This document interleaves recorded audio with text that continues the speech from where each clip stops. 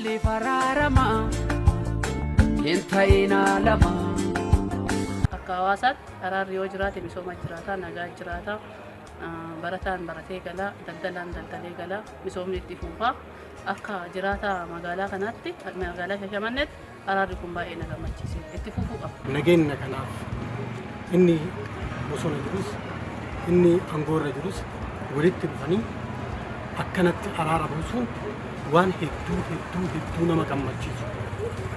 Oromoon walitti dhukaasuu caalaa waliin dhukaaste malee. Maan Oromoo mana mootummaa jiruuf bosona jiru garaagarummaa uumuu qabu bosona illee jiraatuun qabu.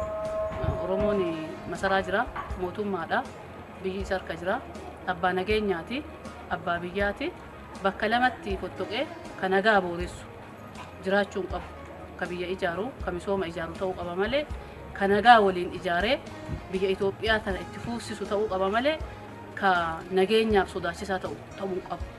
Kanaaf illee kan bosona jirullee Oromoon masaraa jira waan ta'eef abbaa biyya kanaa waan ta'eef abbaa nageenyaa ta'ee araara fudhatee akka galu barbaada. Ka araarameef gammachuu guddaa qaba. Araarri kun waan gaariidha. Biyyi keenya akkuma beekamtu araaraaf ga'ee guddaa walitti dhufeenya qabu.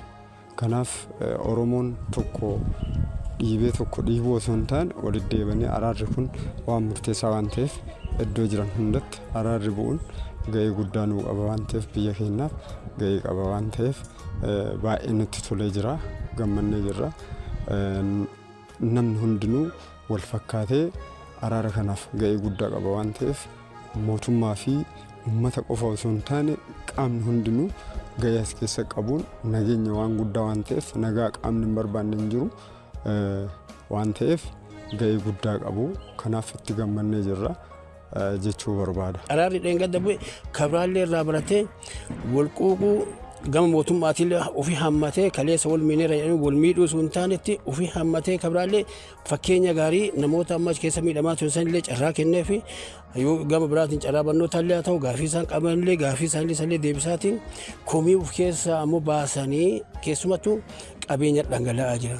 Araarri kun ga'ee inni qabu nageenyi ga'ee guddaa uummataaf bu'aa guddaa fida misoomni yeroo sana argama nageenya iddoo hin jirretti bu'aan dhufu waan hin jirreef dhaamsaan dabarsuu barbaadu qaamonni biraallee kan hidhatanii ala jiran araara kana fudhatanii waliigalteedhaan biyya keenya gara fuulduratti deebisuudhaaf ammoo ga'ee olaanaa qabu waan ta'eef araara kana fudhatanii kana booda biyyi keenya waldhabbii kan qabaannee fi wal foon akka barbaachis uummanni keenya tokko ta'e gara misoomatti akka deebu ga'ee nageenya olaanaa waan ta'eef akka amantaatis ta'e akka kamittuu ga'ee guddaa qaba waan ta'eef nageenyi barbaachisaa waan ta'eef ammas qaamni biraallee as uummata keenyaa fi hawaasa kana makamanii bu'aa hawaasa kana biraa argamuu qabuu fi akkasumallee jijjiirama dhufaa jiru hawaasni kun akka irraa fayyadamu uummanni Oromoo akka keessumattuu akka irraa fayyadamu dhaamsa dabarsuu barbaada.